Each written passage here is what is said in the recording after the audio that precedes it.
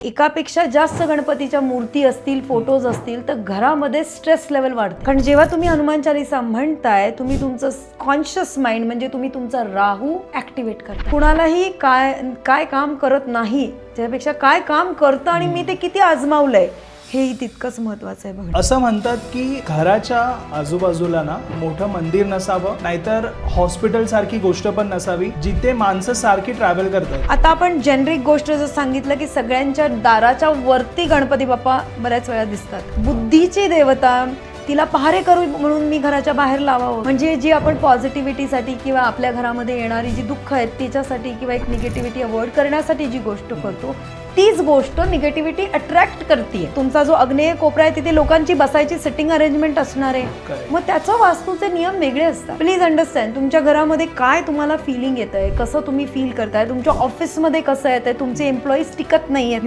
ह्या सगळ्या गोष्टी वास्तूच्या प्रत्येक नियम वेगवेगळे आहेत. कित्येक ऑफिसेसमध्ये मंदिरं असतात. हल्ली तर मी लोकांना ऑफिसेसमध्ये मंदिर ठेवूच नका सांगायला लागले. दिवा अगरबत्ती लावा, जेव्हा वेळ मिळेल तेव्हा हात जोडा, चालेल ना. पॉझिटिव्ह आणि निगेटिव्ह दोन्ही प्रकारचे इफेक्ट या सगळ्या वास्तू आपल्यावर टाकत असतात. आता तुम्ही म्हणाल मंदिराबरोबर कसा काय निगेटिव्ह इफेक्ट येतो, ते जेव्हा आपण मंदिरात आपलं काम होणार असतं आणि आपलं काम होतं तेव्हा आपण पॉझिटिव्हली मंदिरात जातो, बरोबर, आणि जेव्हा आपलं काम होत नाही तेव्हा आपण निगेटिव्हली जातो. मला वाटतं की माझ्या वास्तूमध्ये सगळ्या गोष्टी प्रॉपर झाल्या पाहिजेत आणि त्याचे रिझल्ट्स पण मला लवकर दिसले पाहिजे. खूप लोकांना हे माहीतच नसतं की आपण वास्तूमध्ये कट्स सुद्धा महत्त्वाचे आहेत. जेव्हा आपण पाहतो जो व्यक्ती कमर्शियली ऑफिस घेतो त्यांच्या आजूबाजूचे जे ऑफिसेस आहेत हे सुपर्ब चालत आहेत, पण ते जेव्हा एंटर करतात ना त्यांच्यासाठी हे पूर्ण वेगळं असतं. म्हणजे नेगेटिव्ह प्रकारे सगळं चालू आहे, म्हणजे त्यांना तिथे लॉस होतोय, नाही तर अर्निंग होत नाही आहे प्रॉपर.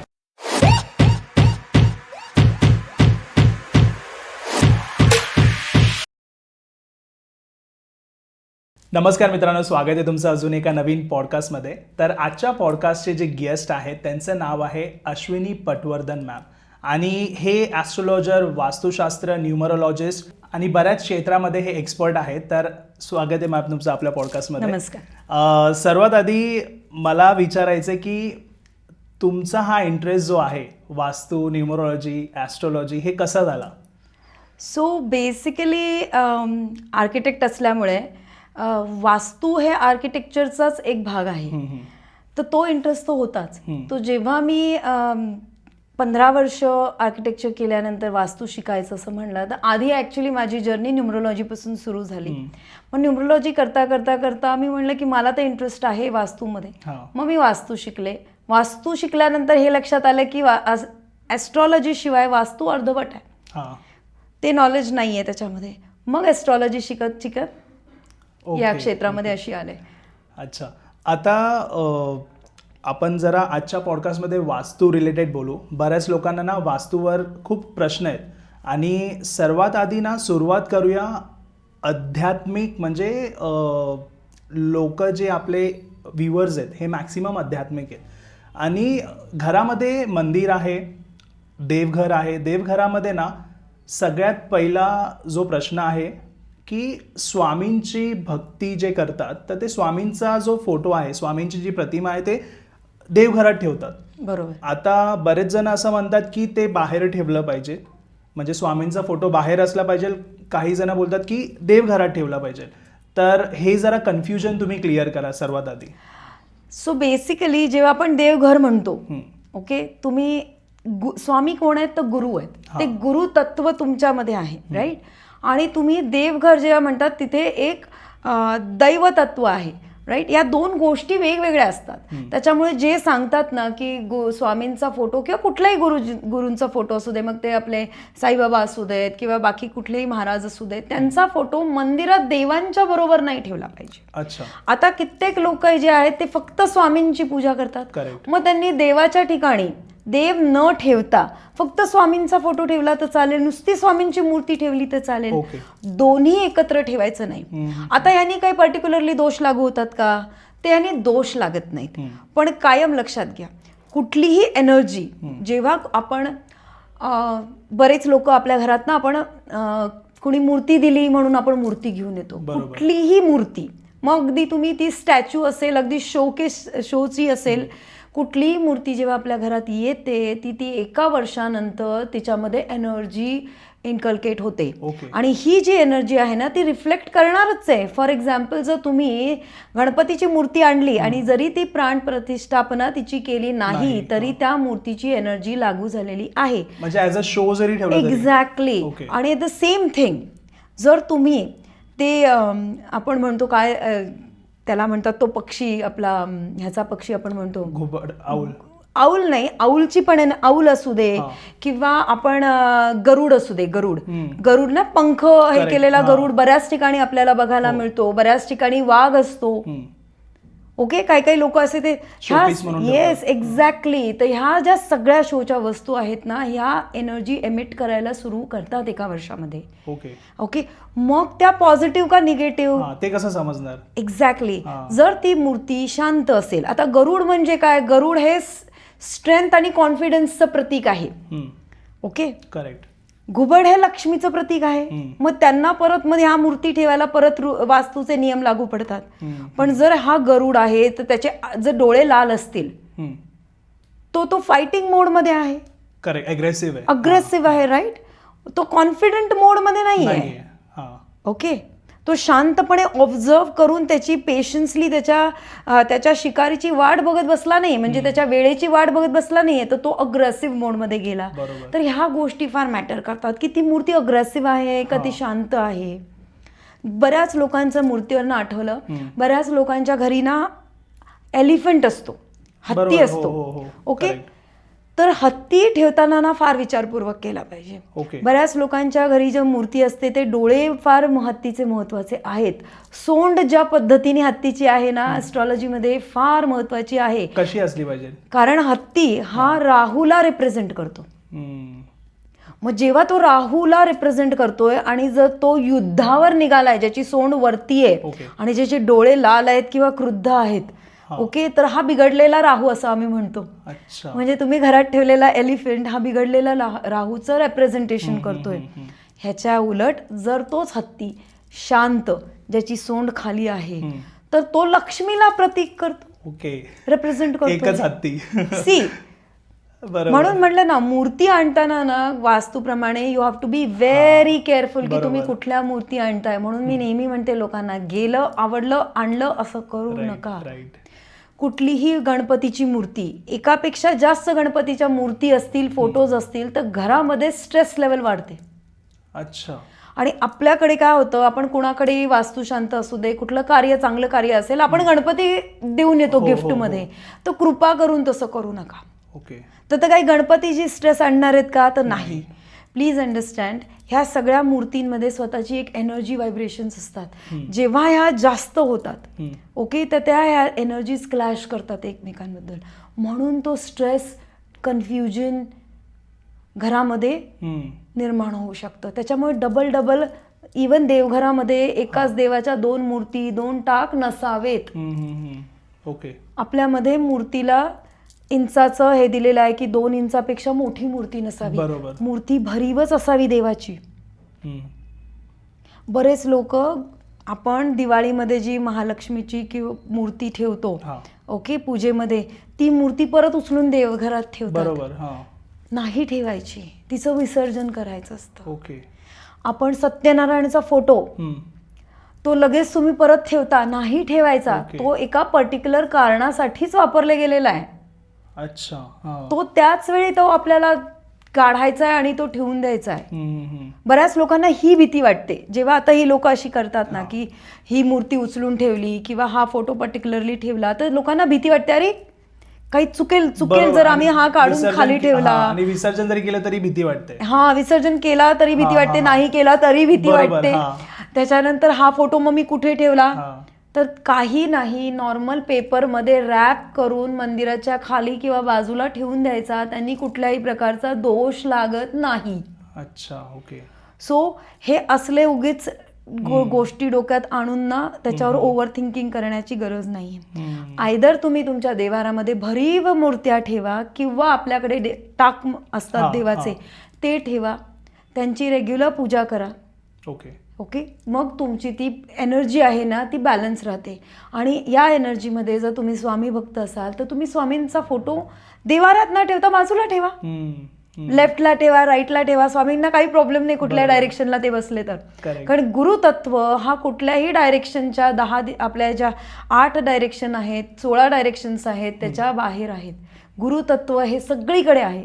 त्यामुळे गुरूंचा फोटो कुठेही ठेवला तरी त्यांनी वास्तुदोष क्रिएट होत नाही. ओके, आता तुम्ही म्हणालात की ही एनर्जी वाढते जेव्हा म्हणजे आपण शोपीस म्हणून जर गणपतीची मूर्ती ठेवतोय, नाहीतर हत्ती जसं तुम्ही म्हणालात की ॲग्रेसिव्ह मोडमध्ये आहे, तर ही ऊर्जा जी आहे कुठे ना कुठे ही आपल्याला हिट करत असते. एक्झॅक्टली. Okay, exactly. कारण कसं असतं माहितीये का, आपण बाहेर जातो, आपण बाहेरच्या लोकांबरोबर आपण कम्युनिकेट करत असतो. प्रत्येकाची एनर्जी झोन वेगळा असतो.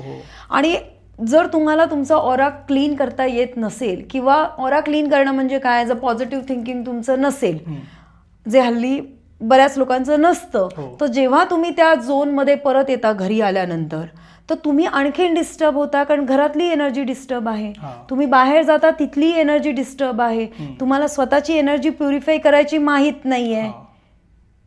बरोबर. आपल्या शब्दांवर, आपल्या भावनांवर, आपल्या रिॲक्शनवर कंट्रोल नाहीये. मग या सगळ्या एनर्जी जेव्हा डिस्टर्ब होतात तेव्हा तुमची मानसिक अवस्था काय होऊन जाते. बरोबर. कित्येक लोक स्वामींचा जप करतात, कित्येक लोक आहेत जे रेग्युलर चॅन्टिंग करणारे आहेत, रेग्युलर हनुमान चालिसा म्हणणारे माझ्या ओळखीमध्ये बरेच लोक आहेत. मला सरळ म्हणतात, मॅडम हनुमान चालिसा आम्ही इतके वर्ष म्हणतोय पण तरी सुद्धा आमचे प्रॉब्लेम कमी नाही होत आहेत. स्वामींचा जप पण करतायत पण तरी प्रॉब्लेम कमी एक्झॅक्टली. एक्झॅक्टली. तुम्ही स्वामींचा जप करताय, एका ठिकाणी बसून करताय, अरे पण तुम्ही बसून स्वामींचा जप करताय, तुमच्या मनस्थिती काय आहे. तुम्ही सर्वस्व तुमच्या स्वामींना तुम्ही फक्त जप करताय, पण तुमची त्या स्वामी तत्वाबरोबर तुम्ही किती कनेक्टेड आहात. राईट. तुम्ही फक्त करायचं म्हणून, एक गोष्टी असते करायची म्हणून काय. मला बरेच लोक सागर माहित आहेत की जे घाबरून देवाचं करतात बरं का, काहीही कामाचं नाही. तुम्ही अजिबात तुम्ही घाबरून देवाची पूजा करू नका. नाही केलीत तरी चालेल. देव हा तुमच्या हृदयात पाहिजे, देव हा तुमच्या डोक्यात पाहिजे. देव हा कायम तुमच्या बरोबर जिथे असतो, प्रत्येक क्षणाक्षणाला, प्रत्येक कणाकणामध्ये जिथे दैवत्व आहे, मग तिथे तुम्ही एका ठिकाणी बसूनच मंत्र जाप केला पाहिजे तर नाही. मी म्हणते तुम्ही जप उठता बसता चालता बोलता सगळीकडे करू शकता. यावरनं एक गोष्ट आठवली मला. एक पॉडकास्ट मागे मी केला होता, त्या पॉडकास्टमध्ये अनुभव होता. म्हणजे त्यांचा एक्सपिरियन्स असा होता की 1 महिन्यामध्ये तारक मंत्र आणि स्वामींचा जप करून त्यांनी खूप मोठी गोष्ट अचीव केली. तर त्याच्यामध्ये ना एक कॉमेंट होती की 4 वर्षापासून मी तारक मंत्र करते, स्वामी समर्थांचा जप करते, पण अजूनपर्यंत माझी गोष्ट अशी आहे ती अचीव नाही झाली. आणि हे 1 महिन्यात कसं करताय, म्हणजे हे काय पण बोलतायत. म्हणजे त्याच्यावरनं समजतं की तुम्हाला ती गोष्ट हवी आहे म्हणूनच तुम्ही पहिली गोष्ट करताय. सेकंड, तुम्ही एकतर मनात तुमच्या भीती आहे आणि तुम्हाला बोलतात ना की आधी आपण तितके स्वामींचे भक्त नसतो. जेव्हा आपल्याला ती गोष्ट हवी आणि आपण इथून तिथून ऐकतो अरे हे केल्यावरती आपल्याला ती गोष्ट मिळेल, त्यानंतर आपण ते करायला स्टार्ट करतो. मग आधी स्वामी पण तुमची परीक्षा घेणार की तुम्ही किती भक्ती मनापासून करताय. 4 वर्षापर्यंत ते करतायत पण त्यांना रिझल्ट नाही आहे. See basically I tell you, अशी जी लोक असतात ना, कारण मलाही बरेच कॉमेंट येतात, मॅम तुम्ही असं बोलता चांगलं वागा वगैरे, ह्यानी काही फायदा होत नाही, कुणाशी चांगलं वागू शकत नाही. काय माहिती आहे का, जेव्हा तुम्ही ज्या व्यक्तींनी तुम्हाला सांगितलं की 4 वर्षापासून भक्ती करतायत ते किंवा तो मंत्र जप करतायत, एक तर कन्सिस्टन्सी मॅटर करते. सेकंड, तुम्ही एका स्वार्थी इच्छेने तुम्ही तो मंत्र करताय. ऑलराईट. कारण जेव्हा मला असं म्हणायचंय की जर तुम्ही स्वामींचं करताय, तुम्ही हनुमानांचं करताय किंवा तुम्ही देवीचं करताय, कुठलंही करताना जोपर्यंत तुम्ही तुमच्या आराध्य देवतेवर पूर्णपणे विश्वास नाही ठेवणार तोपर्यंत कुठलाच मंत्र काम करणार नाही. मग तुम्ही शाबर मंत्र करा, तारक मंत्र करा, आणखीन कुठले मंत्र करा, सर्वसामान्य जप करा, काहीही काम करणार नाहीये. कारण तुमचा तुमच्या परमेश्वरावरच विश्वास नाहीये. तुम्ही म्हणता, तुम्ही काय म्हणताय की मला हे पाहिजे, हे हवं आहे म्हणून मी हे केलं आणि परमेश्वराने जर ते मला दिलं तर मी त्या परमेश्वरावर विश्वास ठेवणार, नाही तर मी ठेवणार नाही. मग हा ॲटिट्यूड किती योग्य आहे. बरोबर बरोबर. पण तुम्ही असं करून बघता का? म्हणजे जर तुमचे ते व्ह्युअर असतील आणि ते आता बघत असतील तर मला त्यांना हे सांगायचं आहे, ते आपले सर्व पॉडकास्ट बघतात. Very good, very good. जर ते बघत असतील तर प्लीज कृपा करून तुम्ही हा मंत्र करताना कुठलंही ध्येय मनात न ठेवता करा. तुमच्या आराध्य देवतेला तुम्हाला काय पाहिजे हे माहीत असतं. बरोबर आहे. मग जेव्हा आपल्या आराध्य देवतेला आपल्याला काय हवं हे माहीत आहे तर मग आपण जाऊन का हात पसरायचा आहे? करेक्ट, बरोबर आहे. त्यामुळे तुमची कन्सिस्टन्सी मॅटर करते.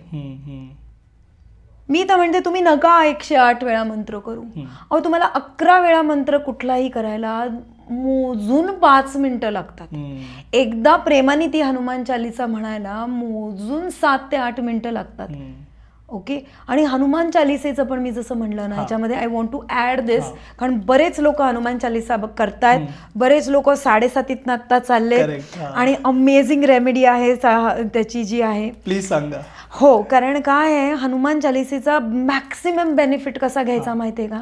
हनुमान चालिसा अजिबात पाठ करू नका. ओके. पाठ करायचीच नाहीये तुम्ही हनुमान चालिसा. सरळ तुम्ही हनुमान चालिसेचं पुस्तक आणा किंवा गुगलवरनं प्रिंटआउट घ्या. हातामध्ये रोज हनुमान चालिसा घ्यायची आहे आणि ती वाचायची आहे. मग मनात वाचायची का? चालेल. मोठ्याने वाचायची का? चालेल. तुमची नजर ही त्या हनुमान चालिसेवरनं फिरली पाहिजे. Okay okay. आता याचं कारण काय? म्हणायची का नाही?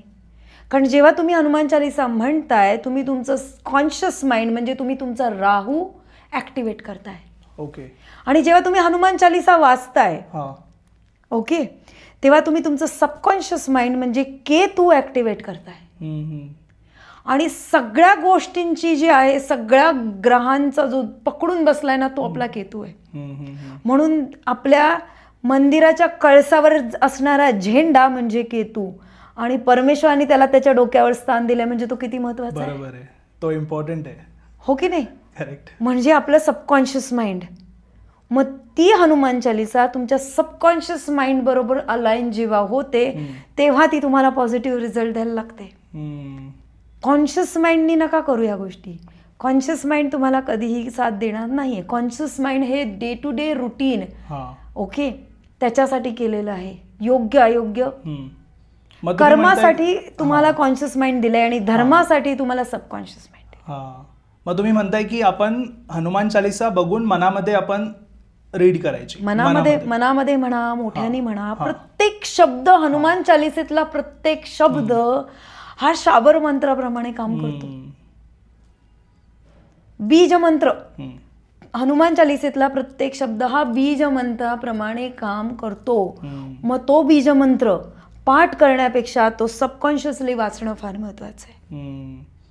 त्यामुळे हनुमान चालिसा हा सगळ्या दुःखांवर असलेला रामबाण आहे. बरोबर. करेक्ट. ओके. आणि मला असं म्हणायचं ज्यांना खरंच ह्याचा आपल्या हनुमान चालिसेचा बेस्ट रिझल्ट घ्यायचा असेल ना तर हनुमान चालिसा म्हणायच्या अगोदर 11 वेळा राम नाम तरी मिनिमम घ्या. बरीच लोक नंतर घेतात असं नाही की करत नाहीत, नंतर घेतात. मला एकच म्हणायचं तुम्ही रामनाम ॲटलिस्ट 11 वेळा आधी घ्या आणि मग तुम्ही हनुमान चालिसा म्हणा. मग तुम्ही एकदा म्हणलं जरी हनुमान चालिसा तरी ती काम करते. तुम्हाला 108 वेळा म्हणायची गरज नाही. कारण परमेश्वराला म्हणतो तू किती प्रेमाने मला हाक मारतोस हे महत्वाचं आहे. किती वेळा हाक मारतोस ते नाही महत्वाचं. You know. सो हे मंदिराच्या रिलेटेड ज्या गोष्टी आहेत ना त्याचा एक हे आहे. आणि आणखीन एक मला गोष्ट इथे ऍड करायची आहे की नॉर्थ ईस्टलाच देव्हारा असावा. ओके. बरेच लोक म्हणतात की वास्तूवाले की नॉर्थ ईस्टलाच मंदिर. बऱ्याच वेळा मॉडर्न फ्लॅट्समध्ये नॉर्थ ईस्टला एंट्रन्स असतो, किचन असतं किंवा बेडरूम्स असतात, तिथे आपल्याला मंदिर करता येत नाही. तो इट्स ओके. नॉर्थ ईस्टला मंदिर नाही म्हणजे तुमच्या घरामध्ये तुम्ही दुसरीकडे कुठेच मंदिर ठेवू शकत नाही अशातला भाग नाही. अच्छा.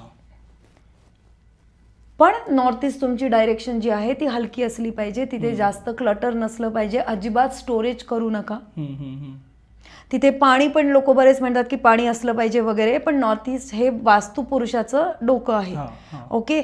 आणि तो गुरुचीही जागा असल्यामुळे तिथे जर तुम्ही पाणी ठेवलं, पाणी म्हणजे चंद्र, जर नॉर्थ ईस्टमध्ये तुम्ही जास्त पाणी ठेवलात तर तुम्ही जास्त इमोशनल पण होतात. सो बी व्हेरी केअरफुल.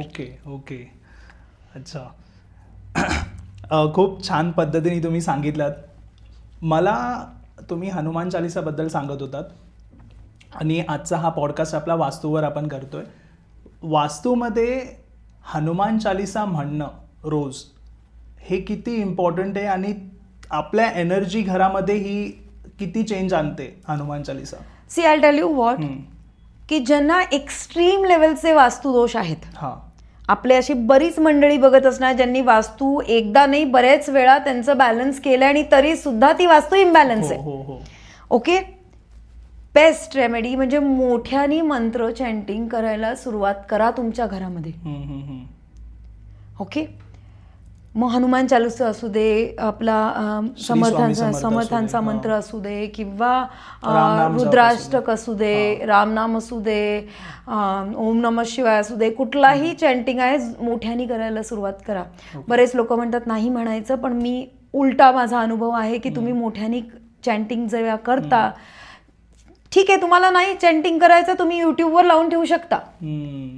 टेक्नॉलॉजीनी म्हणजेच राहूनी आपल्याला एक असा सुंदर मार्ग दिलाय, तो यूट्यूब आहे ज्याच्यावर मोठ्याने तो चॅन्टिंग आपण लावून ठेवू शकतो. मग ती हनुमान चालीसा असू द्या, बजरंग बाण असू द्या, सुंदरकांड असू द्या, काही असू द्या. काय आहे माहितीये का, आपल्या घरातलं माझं असं पर्सनली बिलीव्ह आहे की माझ्या घरातलं इवन अ डस्ट पार्टिकल सुद्धा त्या एनर्जीनी चार्ज झालं पाहिजे. बरोबर, करेक्ट. कारण काय आहे की आपल्या घरामध्ये फक्त आपण नसतो, आपली झाडं असतात, आपले पेट्स असतात, आपल्या घरात काम करणारी येणारी ती मावशी असते, जी तिच्या अनंत बाहेर असणाऱ्या प्रॉब्लेमला झगडून ती आपल्याकडे येत असते आणि तितक्याच हसतमुखाने तुमचं जेवण बनवत असते. पण बॅक ऑफ द माइंड तिच्या सुद्धा तिचे प्रॉब्लेम्स आहेतच ना.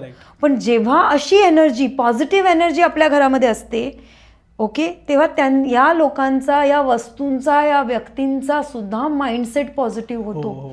नुसता आपल्याला फायदा नाही होत, तर ह्या व्यक्तींना इंडिव्हिज्युअल गोष्टींमध्ये फायदा होत असतो.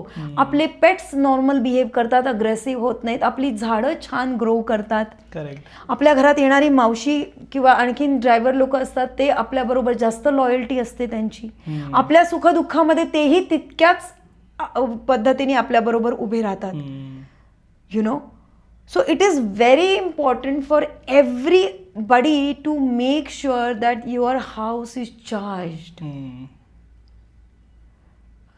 So it is very important की ते चॅन्टिंग चालू असलं पाहिजे घरामध्ये. ही वास्तूची एक सोपी आणि सिंपल रेमेडी आहे जी रोज आपण करू शकतो. अगदी. पण कन्सिस्टन्सी मॅटर्स. अगर कन्सिस्टन्सी पाहिजे, तुम्ही कुठल्याही रेमेडीज करा, सगळ्या रेमेडीज काम करतात, रत्न काम करतात, क्रिस्टल्स काम करतात, पिरॅमिड्स काम करतात, स्ट्रिप्स काम करतात, मंत्र काम करतात, सगळ्या गोष्टी काम करतात कधी कन्सिस्टन्सी असेल तर.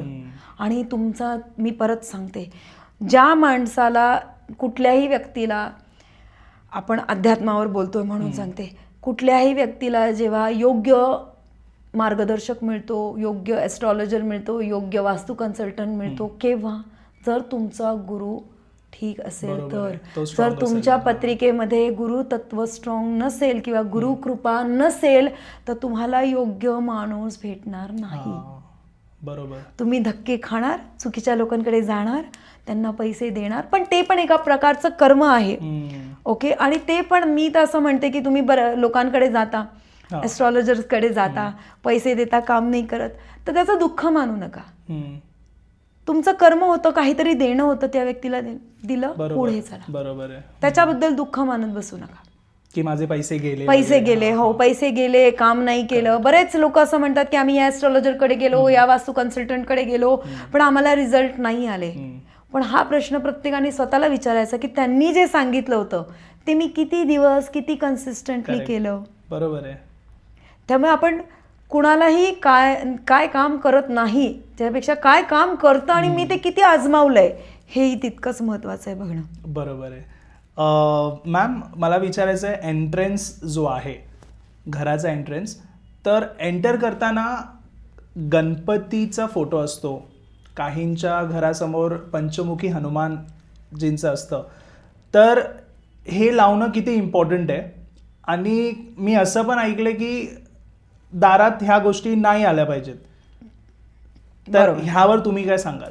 C basically very good question. First of all मला असं पहिली गोष्ट म्हणजे कुठल्याही ज्या आपल्या 4 डायरेक्शन्स आहेत ज्याला आम्ही नेहमी म्हणते डिग्रीजमध्ये आम्ही बोलतो की 0 डिग्री नॉर्थ, 90 डिग्री ईस्ट पूर्व, ओके, 180 डिग्री आपली साऊथ आहे आणि 270 वेस्ट. ह्या सगळ्या डायरेक्शन चांगल्या आहेत. ओके. त्यामुळे साऊथ किंवा दक्षिण ही दिशा वाईट आहे असं अजिबात नाही. पहिली गोष्ट ती. सगळ्या दिशा काम करतात. ओके. कुठली दिशा तुम्हाला लाभदायक आहे हे तुमची पत्रिका सांगते, तुमचं घर नाही. दुसरी गोष्ट, आता आपण जेनरिक गोष्ट जर सांगितलं की सगळ्यांच्या दाराच्या वरती गणपती बाप्पा बऱ्याच वेळा दिसतात. बुद्धीची देवता, तिला पहारे करू म्हणून मी घराच्या बाहेर लावावं का? बरोबर. जी देवता सुख समृद्धी देणार आहे ती निगेटिव्ह एनर्जीला कट करू शकते का? राईट. हा प्रश्न स्वतःला विचारणं फार महत्वाचं आहे. तसंच हनुमानजी, एवढे पंचमुखी हनुमानजी साऊथ डायरेक्शनला फार मी बघते आणि मी पहिले लोकांना काढायला लावते. द मोमेंट आय एंटर, त्या हनुमानजींनी मला त्याच्यासाठीच बोलवलेलं असतं की बाई गं मला त्यांनी वरती पाय ठेवलंय, प्लीज येऊन तू काढ. आणि माझं कामच पहिलं ते आहे, कारण मी पहिले हनुमानजी काढणार आणि आत नेणार. कारण कुठलीही देवता, कुठलीही एनर्जी, ओके, ही तुमची पहारेकरी नाही. तुमच्या घराला सेफगार्ड करायला बरेच वेगळ्या गोष्टी आहेत. त्यामुळे कृपा करून कुठल्याही देवतेचा फोटो दाराच्या वरती लावायचा नाही. ओके. मग काय लावायचं? बरोबर. मग काय लावायचं? आपल्याला ऑस्पिशियस सिम्बल्स दिलेले आहेत. स्वस्तिक आहे, पद्म आहे, शंख आहे, चक्र आहे, ह्या गोष्टी दिलेल्या आहेत, त्या लावा. हाताने स्वस्तिक काढा दरवाजावर, दॅट विल वर्क. नका लावू तुम्ही. दर गुरुवारी हळदीनी जर तुमचा, फॉर एक्झाम्पल, जर तुमचा दरवाजा नॉर्थ डायरेक्शनला आहे म्हणजे उत्तर दिशेला आहे, ओके, हळदीनी स्वस्तिक काढा. दर गुरुवारी ते स्वस्तिक चेंज करा. जर तुम्ही बिझी असाल, तुम्हाला जमत नसेल, तर तुम्ही ते स्वस्तिक दर अमावस्या पौर्णिमेला म्हणजे फोर्टनाईटला चेंज करा. ओके. ओके. किंवा तेही नसेल शक्य तर प्रत्येक सणाला रिवाईव्ह करा. बरोबर आहे. आता एवढं मिनिमम तर आपण करू शकतो. साऊथ डायरेक्शनला असेल तर हे स्वस्तिक तुम्ही कुंकवानी काढा, रेड कलरनी. सिम्पल आहे. हळद आणि कुंकू एवढंच वापरायचं आहे आपल्याला. थर्सडेला करा. मी तर म्हणते अगदीच नाही काय तर सणांना करा. मेजर आपले सण आहेत त्यांना करा. उंबरठा घराला फार महत्वाचा आहे. जेव्हा आपण दरवाजा बोलतो, उंबरठा हा असलाच पाहिजे. हल्ली घरांना उंबरठे नसतात. पण त्या उंबरठ्यावरनं ना मी पाहिले स्वस्तिक, आता तुम्ही जसं सांगितलं दरवाजावर काढा, तसं उंबरठ्यावरती पण स्वस्तिक काढतात एक जण. नाही, मला नाही वाटत की उंबरठ्यावर काढावं, कारण त्याच्यावर कधी कधी चुकून आपला पाय पडतो. बरोबर. ओके. कुठल्याही ऑस्पिशियस सिम्बलवर ते नाही. तुम्ही फुलं पानं काढा, डिझाईन काढा. मी स्वतः काढलेलीच माझ्या घरी. बरोबर. कारण मी असं पाहिलंय स्वस्तिक उंबरठ्यावरती काढतात ना, आणि ते कुठे ना कुठे, कारण आपण त्या गोष्टीला म्हणजे पॉवरफुल सिम्बॉल आपण मानतो आणि ते पायाकडे आपण घेतो. हो. त्याच्यामुळे बेसिकली काय माहितीये का की युनिव्हर्स कसं कम्युनिकेट करतं आपल्या बरोबर. युनिव्हर्स आपण जी लँग्वेज बोलतोय, युनिव्हर्सला ही लँग्वेज समजत नाही. पहिली गोष्ट. ओके. युनिव्हर्स ही फक्त सिम्बल्सची जी लँग्वेज आहे ना तीच कळते त्यांना. म्हणजे हे आपले ऑस्पिशियस सिम्बल्स झालेत, किंवा तुम्ही जर आधी आर्किओलॉजीमध्ये आपण गेलो तर ॲस्ट्रॉनॉमीमध्ये आपल्याकडे बरेच सिम्बल्स आहेत. सो नंदी जी आहेत हे सिम्बलच आहेत, आपली गौमाता आहे हे सिम्बलच आहे, आपले देवता जी डेटीज आहेत ते सिम्बलमध्येच आहेत. फेंगशुईमध्ये आपण गेलो तर यिंग अँड यांग सिम्बल्समध्येच केलेले आहेत. Fire and water element. Okay. त्यांच्याकडे सुद्धा आपलं कासव सिम्बलच आहे. तर युनिव्हर्सला ही सिम्बॉलिक लँग्वेज समजते, म्हणून हे सिम्बल्स यूज केले जातात. किंवा पिरॅमिड्स आहेत. ओके. हा पिरॅमिड 3D काम करतं. पिरॅमिड 3 डायमेन्शन्समध्ये काम करतं. तुम्ही कशाही पद्धतीने पिरॅमिड काम करतं. ओके. कारण त्याला एक पर्टिक्युलर शेप दिलाय. शेप्स अँड साईजेस, मी नेहमी तेच म्हणते, शेप आणि साईज हे वास्तूमध्ये काम करतं, हेच आर्किओलॉजीमध्ये काम करतं. You know. सो म्हणून हे सिम्बल्सची लँग्वेज समजते, म्हणून आपण हे सिम्बॉलिक गोष्टी करतो. ऑस्पिशियस सिम्बल्स आपल्या घरात असणं महत्वाचं आहे. सो मी सांगत होते हनुमानजींना जे आहे ना, ते जनरली आपण बघितलंय की साऊथ डायरेक्शनला बाहेर हनुमानजी लावलेले असतात. करेक्ट. चुकीचं आहे. पंचमुखी हनुमानजी साऊथ डायरेक्शनला काम करतात का? 200% करतात. हम्म. पण त्यांना दरवाजावर नाही लावायचं आहे. घरात ठेवा. तुम्हाला घरातल्या, सांगते ना, एक्झॅक्ट प्लेसमेंट सांगते, घरातल्या नॉर्थ डायरेक्शनला जेव्हा केव्हा तुमचा साऊथचा दरवाजा असतो तेव्हा समोर कुठली तरी नॉर्थची भिंत असते. त्या नॉर्थच्या भिंतीवर हनुमानजींना लावायचं आहे फेसिंग नॉर्थ एंट्रन्स. ओके, समजलो. हां. ओके, माझ्या स्वतःचा घराचा दरवाजा हा साऊथ आहे, एक्झॅक्ट 180 डिग्री साऊथ आहे. आणि माझ्याकडे 5 फुटाचे मोठा हनुमानजींचा, पंचमुखी हनुमानजींचा फोटो आहे, ओके. जो मी नॉर्थ वॉलला लावलेला आहे, फेसिंग एक्झॅक्ट माय एंट्रन्स. तो काम करतो. कारण जेव्हा आपण हे म्हणजे गणपती बाप्पा बाहेर लावतो किंवा आपण हनुमानजींना लावतो असं बाहेर ना, तेव्हा हे वास्तुदोष क्रिएट करतो आहोत. कृपा करून ह्या गोष्टी करू नका. म्हणजे जी आपण पॉझिटिव्हिटीसाठी किंवा आपल्या घरामध्ये येणारी जी दुःख आहेत त्याच्यासाठी किंवा एक निगेटिव्हिटी अवॉइड करण्यासाठी जी गोष्ट करतो, तीच गोष्ट निगेटिव्हिटी अट्रॅक्ट करते. करेक्ट. सो कृपा करून या गोष्टी करू नका. असं. Thank you so much. खूप म्हणजे तुम्ही या डीपली गोष्टी सांगितल्या. आता मला विचारायचं, ह्या सगळ्या गोष्टी ज्या आहेत सेम ज्यांचे कमर्शियल्स आहेत, जसं रेस्टॉरंट झालं, क्लिनिक्स झाले, ज्यांचे ऑफिस वगैरे आहेत बाहेर, या सगळ्या गोष्टी तिथे पण तशाच काम करतात? बेसिकली जेव्हा आपण कमर्शियल वास्तूबद्दल बोलतो किंवा रेस्टॉरंट्स असतात, सो कुठलीही वास्तू, कारण रेसिडेन्शियलमध्ये आपण जाऊन तिथे राहणार आहोत. रेसिडेन्शियल आपलं घर हे आपलं सबकॉन्शियस माइंड डिनोट करतं. पण कमर्शियल प्लेस म्हणजे तिथे राहू तत्व आलं. सबकॉन्शियस आणि कॉन्शियस माइंडचं जसं आपण आता म्हणलं की राहू इज कॉन्शियस माइंड आणि सबकॉन्शियस इज योर केतू, तेव्हा तुम्ही तिथे जाऊन कमर्शियल ऍक्टिव्हिटी करताय. मग तुमची कमर्शियल ऍक्टिव्हिटी काय आहे? तर तुम्ही रेस्टॉरंट आहात. आता रेस्टॉरंट आहे म्हटल्यानंतर तुम्हाला साऊथ ईस्टलाच किचन आलं पाहिजे का? Not necessary. Please understand, not necessary. अग्नितत्व तिथे असलं पाहिजे. कुठल्याही प्रिमायसेसमध्ये अग्नितत्व आपल्याला बॅलन्स करायचं आहे, पण प्रत्येक ठिकाणी प्रत्येक गोष्ट पॉसिबल नाही आहे. कारण तुमचा जो अग्नेय कोपरा आहे तिथे लोकांची बसायची सिटिंग अरेंजमेंट असणार आहे. मग त्याचं वास्तूचे नियम वेगळे असतात. एखाद्या डॉक्टरचं क्लिनिक आहे, जेव्हा ती डॉक्टर, मग कुठली डॉक्टर आहे? आयुर्वेदाची डॉक्टर आहे का? ती कॉस्मेटिक डॉक्टर आहे, MD स्किन आहे, ओके, का तुम्ही हार्ट रिलेटेड इश्यूज डील करताय, तुमचं सर्जन आहात का पॉलिक्लिनिक आहे? प्रत्येकाचं वास्तू हे वेगळं काम करतं. ओके. कमर्शियली तुम्ही त्याचा काय बेनिफिट घेतायत?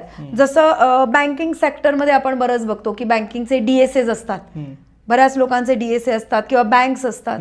प्रत्येकाला एकच नियम नाही लागू होत.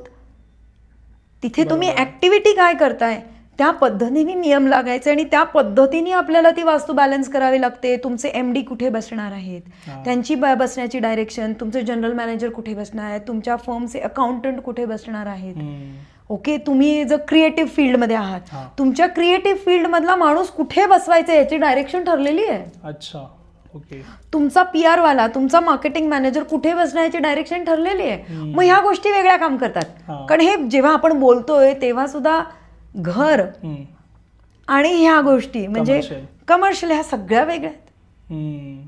एखादा पॉलिटिशियन आहे, त्याच्यासाठी ईस्ट डायरेक्शन म्हणजे आपली पूर्व दिशा अतिशय महत्वाची आहे. साऊथ डिरेक्शन अतिशय महत्वाची आहे. अभिनेते जे आहेत, ओके, ऍक्टर ऍक्ट्रेसेस आहेत, त्यांच्यासाठी साऊथ डिरेक्शन अतिशय महत्वाची आहे. ओके. पण मी साऊथ ऐकलंय, साऊथ हा नेगेटिव्ह.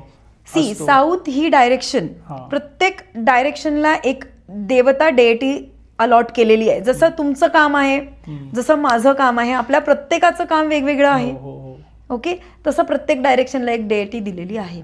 साऊथ डायरेक्शन ही नेम, फेम आणि रिलॅक्सेशन ह्या 3 गोष्टी आणते.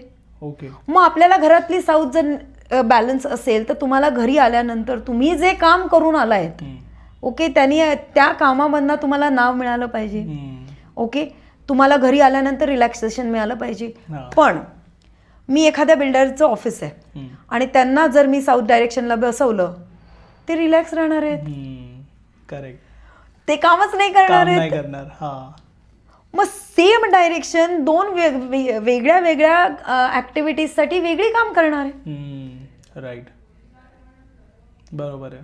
एखादा माणूस जर CA आहे, मी त्याला साऊथ ईस्ट आणि ईस्टच्या मध्येच बसवला पाहिजे.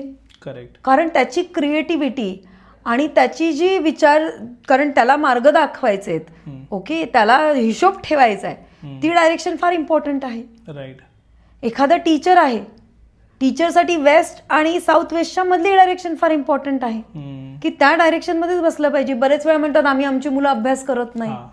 ओके, अभ्यास करणार नाही तर फेसिंग वास्तूमध्ये, की आपण कुठल्या डायरेक्शनला फेस करतो ह्याच्यापेक्षा आपण कुठल्या डायरेक्शनला बसतोय किंवा आपला मुलगा कुठल्या डायरेक्शनला बसतोय हे महत्वाचं आहे.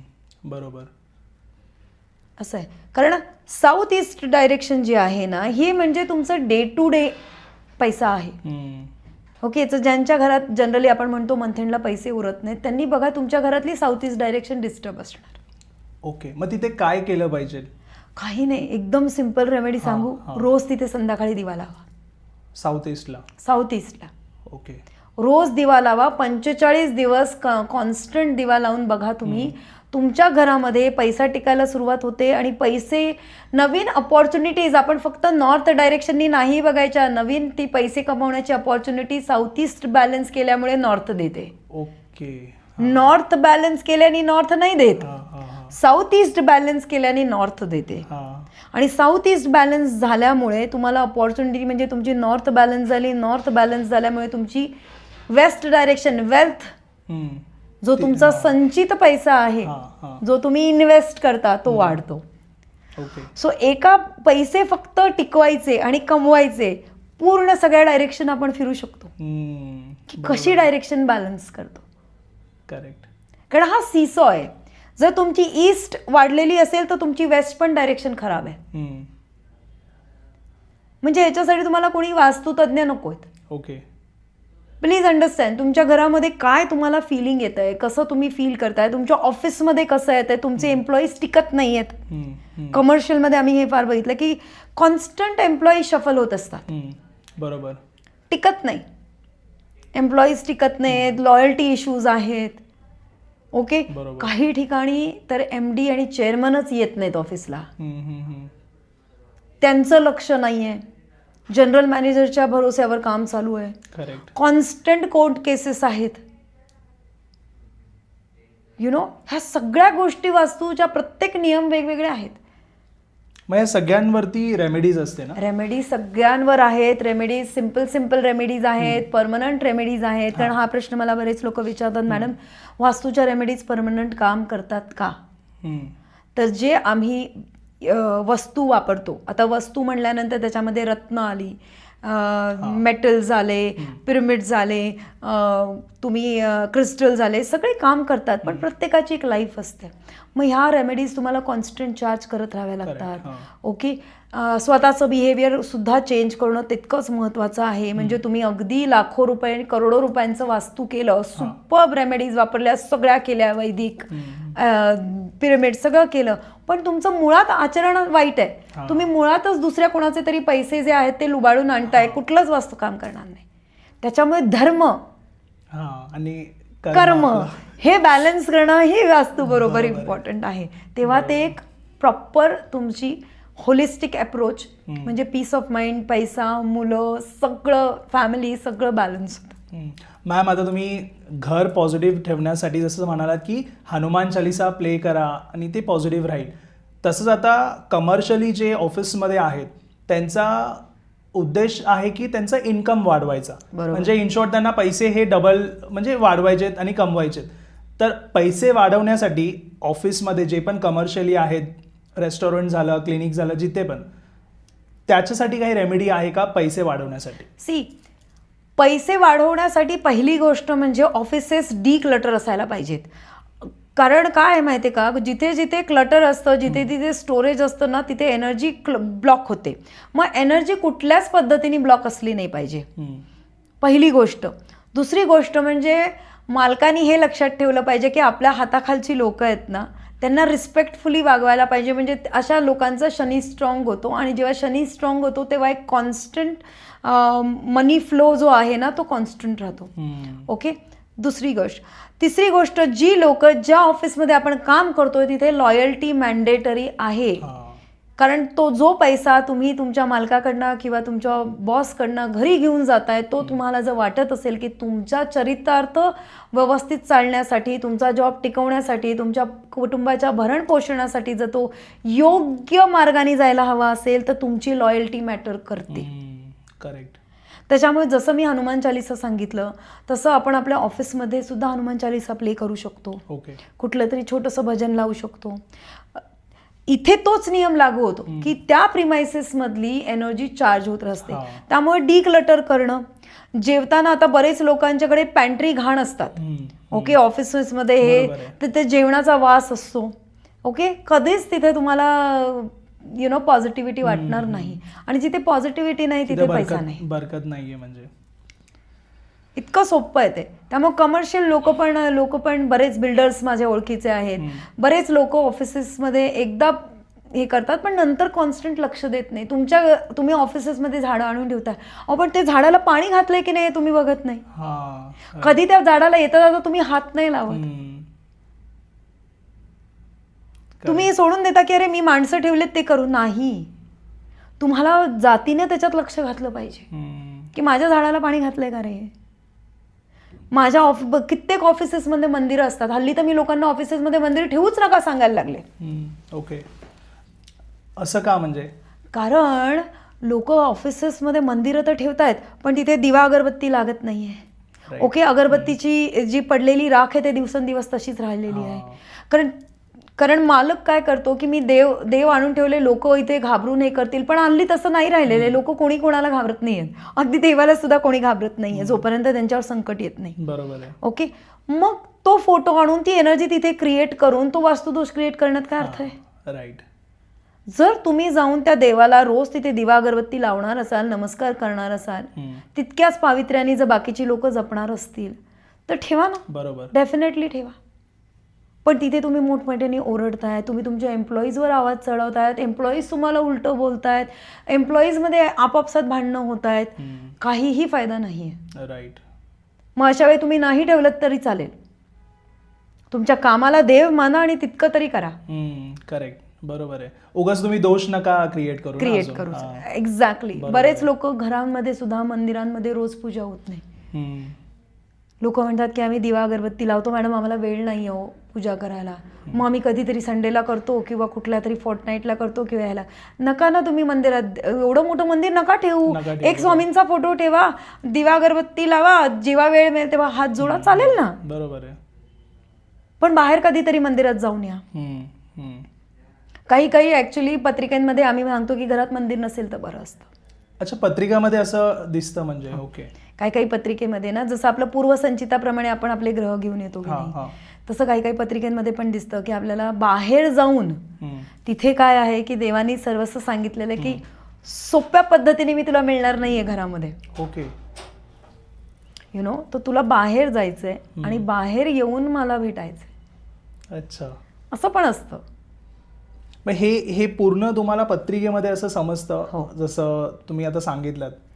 पत्रिकेमध्ये क्लिअर दिसतं की कुणी गुरुची पूजा करायची, कुणी तुमच्या पत्रिकेचा, जसं मी नेहमी म्हणते की प्रत्येक पत्रिकेचा एक हिरो असतो.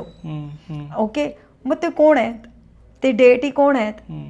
ओके, त्यांना मग आपण त्यांची पूजा करायची. मग कुठला मंत्र करायचा आहे? ओम नमः शिवाय सगळ्यांसाठी काम करत नाही. करेक्ट. ओके, गुरु जर तुमचे वीक असतील, पत्रिकेमधले जर गुरुग्रह तुमचा वीक असेल तर तुम्हाला एकतर योग्य गुरु मिळत नाही. ओके, खूप शोधावं लागतं. बरेच बरोबर अशी लोक भेटतात जी गुरु म्हणू शकत नाही ज्यांना आपण. मग ते गुरुतत्व नसेल, मग आपण गुरु करतोय तुम्ही म्हणणार मी कित्येक दिवस करतोय, काहीच फायदा नाही. Like that. तर कुठली डेटी आहे ते पत्रिकेत क्लिअर असतं. ओके.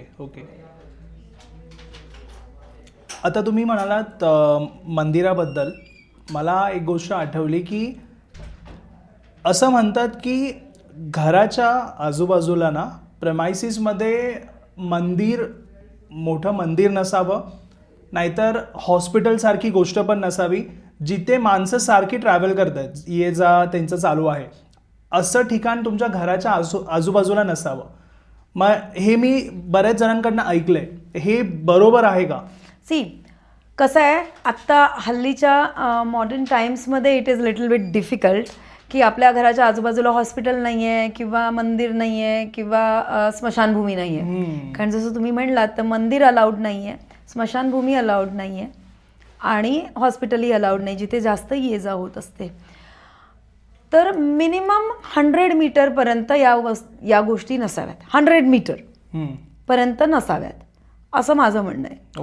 ओके 100 मीटर म्हणजे जे आहे ते 100 मीटरच्या आसपास आपल्या प्रिमायसेसमध्ये या गोष्टी नसाव्यात. आता याचं कारण काय आहे, तर इतकी लोकांची एनर्जी येत जात असते. राईट. मग मला हा प्रश्न जेव्हाही मागच्या पॉडकास्टमध्ये पण जेव्हा केला होता तेव्हा हाच लोकांनी विचारला होता कमेंट्समध्ये की मॅडम मंदिर का नसावं, आपण तर हल्ली मंदिराच्या जवळ घर घेतो. आणि आता जे रिसेंट प्रोजेक्ट्स पण जे आहेत ते प्रॉपर ते म्हणजे मंदिर बांधून देतात आतमध्ये. हे कसं मग? बेसिकली कसं आहे की एक पर्टिक्युलर मला माहिती आहे की एका धर्मामध्ये मंदिर त्यांचं असतंच. त्या प्रोजेक्टमध्ये मंदिर बनवलं की तो प्रोजेक्ट लवकर विकला जातो असं मला माहित आहे. आणि ते बघतो पण आपण बघतो. करेक्ट आहे. सो कसं आहे माहिती आहे का, मंदिराची जी एनर्जी आहे राईट, तर जिथे मंदिर आहे तिथे एनर्जी एक दैवत्व डेफिनेटली स्थापन होत आहे. ती पॉझिटिव्हिटी आहे, पण तिथे जी लोक जात आहेत ना तिथे निगेटिव्ह एनर्जी बाहेर असते. ती constant negativity surrounded by that temple and around that temple. So जेव्हा मंदिराच्या आजूबाजूला अशी निगेटिव्ह एनर्जी असते तेव्हा definitely it is going to affect to your residence. जवळ आहेत. एक्झॅक्टली. म्हणून आपल्या वास्तुशास्त्रामध्ये काय म्हणलं जातं की आपलं मंदिर हे घरापासून लांब असावं, स्मशानभूमी घरापासून लांब असावी, हॉस्पिटल घरापासून लांब असावं. आता ह्याचं दुसरं जर सायंटिफिक रिझन आपण बघायला घेतलं तर पॉझिटिव्ह आणि निगेटिव्ह दोन्ही प्रकारचे इफेक्ट या सगळ्या वास्तू आपल्यावर टाकत असतात. ओके. आता तुम्ही म्हणाल मंदिराबरोबर कसं काय निगेटिव्ह इफेक्ट येतो, ते जेव्हा आपण मंदिरात आपलं काम होणार असतं आणि आपलं काम होतं तेव्हा आपण पॉझिटिव्हली मंदिरात जातो. बरोबर. आणि जेव्हा आपलं काम होत नाही तेव्हा आपण निगेटिव्हली जातो की अरे मी देवा रोज तुझ्याकडे येतो पण तू काय माझं काम मनावर घेत नाहीस बाबा. ओके. सो दोन्ही प्रकारचे लोक येतात. सिमिलरली हॉस्पिटलमध्ये नुकतंच जन्माला आलेलं बाळ त्याच्या परिवाराचा जो आनंद असतो ती पॉझिटिव्हिटी असते आणि आत्ताच कोणीतरी एखाद्या दुःखद ह्याच्यातनं बाहेर पडलेलं असतं. ओके. परत पॉझिटिव्ह निगेटिव्ह झाली. स्मशानभूमी तर ऑब्व्हियसली सगळीच निगेटिव्ह असते. ऑलराईट. आपण वास्तू काय करतोय, आपलं घर हे आपल्याला बॅलन्स करायचंय ना. पॉझिटिव्ह खूप एक्स्ट्रीम पॉझिटिव्ह करायचंय ना एक्स्ट्रीम निगेटिव्ह करायचंय. बॅलन्स ठेवायचं. एक्स्ट्रीम निगेटिव्ह डिप्रेशनकडे जाईल, एक्स्ट्रीम पॉझिटिव्ह ओव्हर कॉन्फिडन्सकडे जाईल. दोन्ही नाही पाहिजे. जे परत पाडेल खाली. आपल्याला काय करायचं, बॅलन्स. म्हणून ह्या ज्या ऍक्टिव्हिटीज आहेत किंवा ह्या एंटिटीज आहेत त्या आपल्या घराच्या आजूबाजूला नसाव्या. Okay okay. बरोबर आहे. म्हणजे लॉजिकल रिझन हे आहे त्याचं. तर मॅम आता जसं की ह्या पॉडकास्टमध्ये मॅक्सिमम आपण आध्यात्मिक विषयी चर्चा केली आहे. तर मला विचारायचं की बरेच जण दिवसभर मंत्रजाप करतात घरी, म्हणजे ते खूप ट्राय करतात त्यांचं 100% द्यायला, पण तरी पण घरामध्ये सुख शांती जी त्यांना हवी आहे ती नाही मिळत. तर ह्याचं कारण काय असू शकतं? बेसिकली फर्स्ट थिंग फर्स्ट, प्रत्येकाची सुखाची व्याख्या आणि सक्सेसची डेफिनेशन ही वेगळी आहे. ओके. कुणाची 5 लाख रुपये, कुणाची 50 लाख रुपये. ओके. फक्त पैशामध्ये जर सुख मोजत असू तर ते योग्य नाही. ओके. आणि शांतता म्हणजे काय की एखादी व्यक्ती बाहेरनं आले तर ती शांत राहिली पाहिजे. आता दुसरी गोष्ट म्हणजे बरेच लोक दिवसभर मंत्रजाप करतायत. नुसतं मंत्रजाप करून कलियुगात नाही ना जमणार. आपल्याला कर्म पाहिजेच ना. तुम्ही जर काम केलंच नाही, तुम्ही तुमचं कर्म केलंच नाही, ओके, तर तुम्हाला कसं काय सुख मिळणार आहे, कसं तो मंत्रजाप कसं करणार आहे. परमेश्वर म्हणतो की तुम्ही तुमची मदत करा तर मी तुमच्या मदतीला येतो. Help your self first. Correct. Okay. परमेश्वर म्हणतो मी तुमची तेव्हाच मदत करणार जेव्हा तुम्ही स्वतःची मदत करणार आहात. ओके. मग तुम्ही घरात बऱ्याच लोक हाऊसवाईफ आहेत. आज मला प्रत्येक स्त्रीला हे सांगावंसं वाटतं की प्रत्येक स्त्रीनी हे काम केलंच पाहिजे. ओके. तुमचं शिक्षण किती आहे, तुम्हाला घरून सपोर्ट आहे का नाही आहे, ओके, तुमच्याकडे किती पैसे आहेत, तुम्ही सधन ह्याच्यात नाही येता किंवा नाही येत, किंवा तुम्हाला इंग्रजी बोलता येतं का इंग्रजी बोलता येत नाही, ह्या गोष्टी मॅटर करत नाहीत. काम करणाऱ्यासाठी कामाच्या संधी अनंत असतात. कृपा करून माझ्या सगळ्या मैत्रिणींना सांगणं आहे की तुम्ही काम करा, ओके, आणि त्याच्याबरोबर तुम्ही तुमचं नामस्मरण करा, ह्या सगळ्या गोष्टी करा, तर तुम्हाला तो बॅलन्स अप्रोच येणार आहे. तुम्ही अजिबात म्हणत नाही की दिवसभर नामस्मरण अजिबात करू नका. आठवड्यातनं एकदाच मंदिरात जा, एकच माळ करा, पण तुमचा आतला जो देव आहे त्याच्यावर काम करा ना. तुम्ही स्वतःवर काम करा, स्वतःच्या कॉन्फिडन्सवर काम करा, कुठलं तरी काहीतरी नवीन गोष्ट शिका. मग बघा बरं देव कशी तुम्हाला मदत करतो, तुमच्या सगळ्या कंप्लेंट्स कशा जातील. मग कसे स्वामी म्हणतात मी खरंच तुझ्या पाठीशी आहे. करेक्ट. हे अनुभव करता येतो. त्याच्यामुळे रोज फक्त मी 24 तास माळ घेऊन अजिबात बसू नका, ते आपलं काम नाही आहे. बरोबर.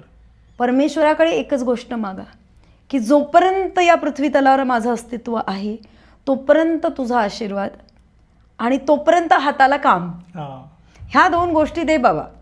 बरोबर.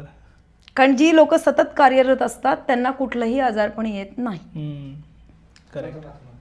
तर मॅम आता काय होतं ना, ज्यावेळी वास्तुशास्त्र आपल्या घरी वास्तू कन्सल्टंट येतात, तर वास्तूवाल्यांना जेव्हा कन्सल्टंटना आपण प्रश्न विचारतो तर हे प्रश्न काय असले पाहिजेत. जेव्हा समजा की मी कोणाला बोलवतोय, मला 100% रिझल्ट हवेत, मला वाटते की माझ्या वास्तूमध्ये सगळ्या गोष्टी प्रॉपर झाल्या पाहिजेत आणि त्याचे रिझल्ट्स पण मला लवकर दिसले पाहिजेत, तर वास्तू कन्सल्टंट जेव्हा येतो तेव्हा त्यांना काय प्रश्न विचारायचे?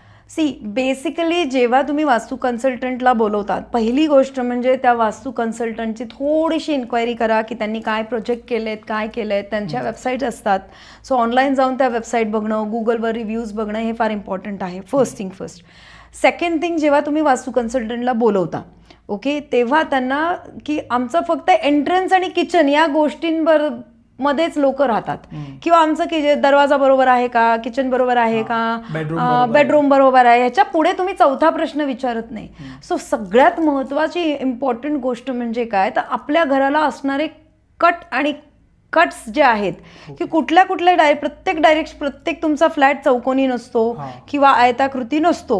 मग तुमच्या याला कुठेतरी एक्सटेन्शन असतं, कुठली तरी डिरेक्शन जी आहे ती वाढलेली असते, कुठेतरी कट झालेली असते. ते कट आणि जे कट्स असतात ते आयडेंटिफाय करणं आणि त्याच्या रेमेडीज काय असू शकतात हे विचारणं फार महत्त्वाचं आहे. खूप लोकांना हे माहीतच नसतं की आपण वास्तूमध्ये कट्ससुद्धा महत्त्वाचे आहेत. बॅल्कनी महत्त्वाची आहे, कारण कुठलीही खिडकी, ओके, जर ती खालपर्यंत ओपन असेल, म्हणजे तुमच्या फरशीपर्यंत जर ती ओपन असेल तर त्याला एंट्रन्स दरवाजाची गणना केली जाते. ओके. त्याच्यामुळे जर तुमचा नॉर्थचा अगदी प्रॉपर 0 डिग्री नॉर्थचा चांगला दरवाजा आहे तरी सुद्धा तुमच्या घरामध्ये तुम्हाला जे इश्यू येत असतील तर आपल्याला तुमची बॅल्कनी सुद्धा चेक करणं महत्त्वाचं आहे, तिथे सुद्धा रेमेडी करणं महत्त्वाचं आहे. तो हे पण चेक करायला पाहिजे, कारण ते डोरच झालं ना, एका पद्धतीचा दरवाजाच झाला तो. करेक्ट. ओके, कारण पूर्ण आकाश तत्व खालीपर्यंत गेलं, एअर एलिमेंट जो आहे तुमचा तो खालपर्यंत गेल्यामुळे तो तुम्हाला तो दरवाजाच कन्सिडर केला जातो, तर त्याचाही इफेक्ट येत असतो. सो ह्या गोष्टी प्लस आपण व्यक्ती ज्या आपल्या घरातल्या आहेत त्या कुठल्या लेवलला आहेत. फॉर एक्झाम्पल साऊथ वेस्ट आपण म्हणतो, साऊथ वेस्टचा जो बेडरूम आहे तो साऊथ वेस्टच्या बेडरूममध्ये आपण म्हणतो घरातल्या मोठ्या माणसांनी राहावं. मोठ्या म्हणण्यापेक्षा घरातल्या कर्त्या पुरुषाची ती डायरेक्शन आहे. पण म्हणजे आई वडीलच आहेत का प्रत्येक वेळी? कधी कधी काय असतं, आपल्या आई वडिलांचं वय झालेलं असतं, मग तुम्ही त्यांना साऊथ वेस्ट डायरेक्शनमध्ये तुमचं जे बेडरूम आहे तिथे झोपवताय आणि तुम्ही मात्र स्वतः नॉर्थ ईस्टच्या बेडरूममध्ये झोपताय. पण घर कोण चालवतंय, घराचा कर्ता कोण आहे, तर तुम्ही आहात. मग खरी ती बेडरूम कोणाची पाहिजे? बरोबर, त्यांनी तिथे झोपलं पाहिजे. सो ह्या गोष्टी की बेडरूम परत घरात किती लोक राहत आहेत, कोण आहेत, मुलं किती आहेत, येणारे जाणारे पाहुणे असतात ते कुठल्या रूममध्ये राहतात, ह्या गोष्टी पण मॅटर करतात. जर नॉर्थ ईस्टची बेडरूम असेल आणि तुमच्याकडे कधीतरी तुमची येणारी बहीण असेल तर तिला तिथे तुम्ही ठेवू शकता. मुलांची रूम नॉर्थ वेस्टची असते, मग नॉर्थ वेस्टला मुलांची रूम असू शकते, यु नो. सो घरातला करता कोण आहे? बरं आता नॉर्थवेस्टचा मुलगा, आपण जसं म्हणलं मुलांची बेडरूम आहे, मग ती मुलं त्यांचं वय काय आहे? मोठी लग्नाची मुलं आहेत का मुलगी आहे का ती लहान मुलं आहेत? हेही तितकंच बघणं महत्त्वाचं असतं. या सगळ्या गोष्टी तुम्ही जेव्हा कन्सल्टंटला बोलवता तेव्हा तुमचं हे कर्तव्य आहे रादर की तुम्ही हा प्रश्न विचारा. आणि कुठल्याही कन्सल्टंटला बोलवताना तुम्ही कृपा करून प्रश्न लिहून काढा. कारण आपण जेव्हा कन्सल्टंट समोर येतात तेव्हा कदाचित कधी कधी ओव्हरवेल्मिंग होऊन जातं, लोक फार ओव्हरवेल्म होतात, कधी कधी इंटिमिडेटिंग पर्सनॅलिटीज असतात ते कन्सल्टंटच्या, तुम्ही नाही ते प्रश्न विचारू शकत. मग सरळ लिहून काढायचे आणि ते प्रश्न आपण चेक करायचे की आपण हे सगळे प्रश्न विचारले का. राईट. की आपली पैशाची तिजोरी कुठे ठेवायची आहे, टॉयलेट इकडे चुकीच्या डायरेक्शनला आलंय, मग याची रेमेडी कशी असू शकते, काय असू शकते, कधीपर्यंत रिझल्ट एक्सपेक्ट करू शकतात, असे प्रश्न विचारा. ओके. हे महत्त्वाचं आहे. आता तसंच कमर्शियली मला जरा एक प्रश्न विचारायचा आहे की जेव्हा आपण पाहतो जो व्यक्ती कमर्शियली ऑफिस घेतोय तर त्यांना माहिती आहे की त्या फ्लोअरमध्ये नाही तर त्यांच्या आजूबाजूचे जे ऑफिसेस आहे हे सुपर्ब चालत आहेत इन टर्म्स ऑफ मनी वगैरे सगळं चांगलं आहे, पण ते जेव्हा एंटर करतात ना त्यांच्यासाठी हे पूर्ण वेगळं असतं. म्हणजे नेगेटिव्ह प्रकारे सगळं चालू आहे, म्हणजे त्यांना तिथे लॉस होतोय नाही तर अर्निंग होत नाही आहे प्रॉपर. तर इथे वास्तू हा रोल प्ले करतो का? डेफिनेटली कमर्शियली पण वास्तू असली पाहिजे.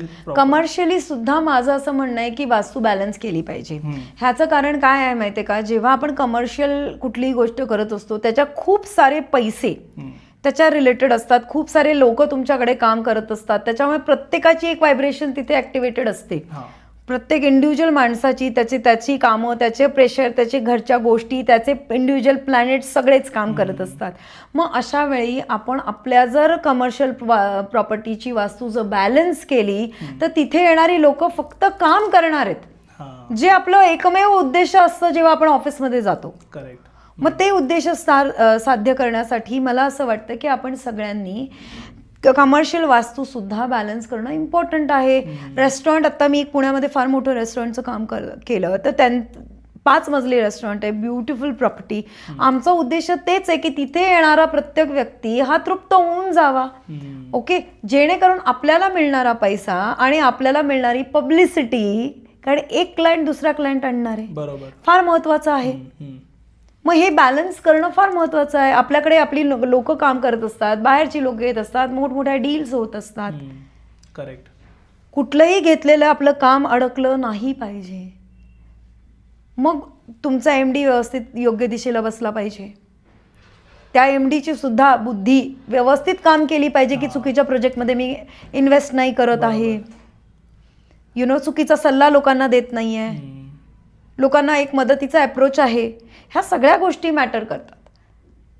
एखाद्या डॉक्टरचं आपण जसं म्हणलं क्लिनिक आहे, माझ्याकडे येणाऱ्या जो कोणी व्यक्ती आहे तो व्यवस्थित योग्य पद्धतीने त्याची ट्रीटमेंट झाली पाहिजे. ओके, हल्ली जे मॉडर्न ह्याच्यामध्ये आपण म्हणतो स्किनच्या रिलेटेड गोष्टी आहेत त्या व्यवस्थित झाल्या पाहिजेत. किती जास्त पैसा इन्व्हॉल्ड आहे. ओके, आणि येणारे पेशंट, एक क्लायंट दुसरा क्लायंट आणतो, एक पेशंट दुसरा पेशंट आणतोय. सो हे म्हणजे काय तर पैसे को खींचता है. करेक्ट. सिम्पल. मग तसंच आपल्याला करायचं. ह्या सगळ्या गोष्टी बॅलन्स करून चालायच्यात आपल्याला. राईट. आणि तुमच्या वास्तूकडनं काय अपेक्षा आहे हे रास्त माहीत असलं पाहिजे. बरोबर आहे. त्यामुळे तुम्ही जेव्हा कमर्शियलचं किंवा रेसिडेन्शियलचं वास्तू बघताय तेव्हा घेतलं असेल तर ते तुम्ही रेमेडीज करून बॅलन्स करा. आणि जर नवीन घेणार असाल तर योग्य तज्ज्ञाचा सल्ला घेऊन तुम्ही ते बॅलन्स करू शकता. किंवा कमी दोष असलेलीच प्रॉपर्टी घेऊ शकता. दोषरहित प्रॉपर्टी कोणालाच मिळत नाही. त्यामुळे कमी दोष असलेली तुमच्या ऍक्टिव्हिटीप्रमाणे जी सपोर्ट करेल आपल्याला वास्तू विदाउट रेमेडीज अशी जर बघून घेतली तर ती जास्त फायदेशीर ठरते. Okay okay. सो म्हणजे वास्तू कमर्शियलच्या इथे पण खूप इम्पॉर्टंट रोल प्ले करते. Yes. Okay, thank you so much ma'am. खूप छान माहिती दिली तुम्ही आपल्या ऑडियन्सला. आणि मी तुमचा नंबर जो आहे तो डिस्क्रिप्शनमध्ये मेन्शन करतो. कुणाला वास्तू रिलेटेड काही प्रश्न असतील ते तुम्हाला कॉन्टॅक्ट करतील. Sure. Thank you so much Sagar for inviting me and thank you so much for allowing me to connect with your audience. Thank you so much. तुम्हाला हा पॉडकास्ट आवडला असेल तर लाईक, शेअर आणि चॅनलला सबस्क्राईब नक्की करा. धन्यवाद.